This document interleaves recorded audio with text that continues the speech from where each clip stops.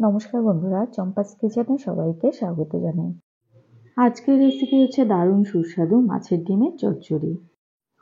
ঘরে থাকা উপকরণ ব্যবহার করে এই সুস্বাদু মাছের ডিমের চচ্চড়ি আমি কি করে তৈরি করি, চলো তার রেসিপিটা চটপট দেখে নেওয়া যাক। ভাত কিংবা রুটি দুটো দিয়েই কিন্তু এটা খেতে বেশ ভালো লাগে।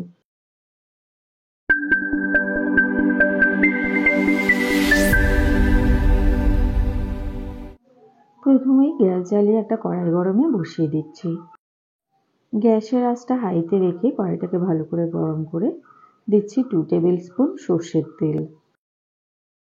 তেল ভালোভাবে গরম হয়ে গেছে। এবার একটা শুকনো লঙ্কাকে 10 থেকে 15 সেকেন্ডের মতো নাড়াচাড়া করে ভেজে নিচ্ছি।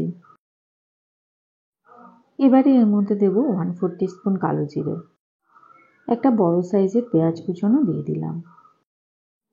এই রান্নাতে কিন্তু পেঁয়াজের পরিমাণটা একটু বেশি ব্যবহার করলে খেতে বেশি ভালো লাগবে। ওই মোটামুটি 1 মিনিটের মতো পেঁয়াজগুলোকে ভেজে নেওয়ার পরে দিচ্ছি ঝিরিঝিরি করে কুচিয়ে রাখা আলু। 4টে চেরা কাঁচা লঙ্কা দিচ্ছি। তবে কেউ যদি আলু দিতে অপছন্দ করো সেক্ষেত্রে শুধু পেঁয়াজ দিয়েও করতে পারবে। আলু পেঁয়াজগুলোকে একসাথে মিশিয়ে নেওয়ার পরে এর মধ্যে দিচ্ছি 1 টিস্পুন লবণ, দেব 1/2 টিস্পুন হলুদ গুঁড়ো আর 1/4 টিস্পুন লাল লঙ্কা গুঁড়ো। লবণ আর ঝালের পরিমাণটা অবশ্যই যে যার স্বাদ বুঝে ব্যবহার করবে। সমস্ত গুঁড়ো মশলা আলু পেঁয়াজের সাথে ভালো করে মিশিয়ে নিয়েছি। আর এইভাবে মোটামুটি আরও 1 থেকে 2 মিনিটের মতো এটাকে ভেজে নিচ্ছি। এবারে এর মধ্যে দেব মাছের ডিম। আমাদের চ্যানেল চম্পাস কিচেনের রেসিপিগুলো যদি তোমাদের ভালো লাগে তাহলে অবশ্যই চ্যানেলটাকে সাবস্ক্রাইব করে নেবে এবং পাশে থাকা বেল আইকনটাকে প্রেস করে দেবে। এতে করে যখনই আমি নতুন ভিডিও আপলোড করব সাথে সাথে নোটিফিকেশান তোমাদের কাছে পৌঁছে যাবে।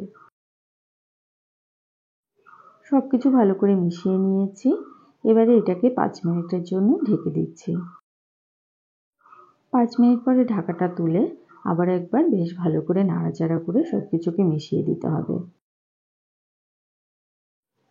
আলু কিন্তু এখনও খুব ভালো করে সেদ্ধ হয়নি, তাই একটুখানি নাড়াচাড়া করে আবারও এটাকে ওই মোটামুটি 2-3 মিনিটের জন্য ঢেকে দিচ্ছি। 3 মিনিট পরে ঢাকাটা তুলে দেখিয়ে দিচ্ছি। দেখো, চচ্চড়ি থেকে কিন্তু বেশ খানিকটা তেল ছেড়ে এসছে। আলু খুব সুন্দর করে সেদ্ধ হয়ে গেছে। এবারে এর মধ্যে দিয়ে দিচ্ছি বেশ খানিকটা ধনেপাতা কুচনো আর খুব সামান্য জল দিচ্ছি। তবে তোমরা যদি অপছন্দ করো জল দিতে সেক্ষেত্রে না দিলেও চলবে। তবে সামান্য জল দিলে দেখবে ডিম খুব সুন্দর করে সেদ্ধ হয়ে যাবে। এখন কিন্তু এটাকে আর ঢাকবো না। গ্যাসের আঁচটা মিডিয়াম টু হাইতে রেখে অনবরত নাড়াচাড়া করে এই সম্পূর্ণ জলটা শুকিয়ে নেব। তো বন্ধুরা, সহজ সরল ঘরোয়া পদ্ধতিতে তৈরি করা মাছের ডিমের চচ্চড়ির এই রেসিপিটা তোমাদের কেমন লাগলো অবশ্যই কমেন্ট করে জানাবে।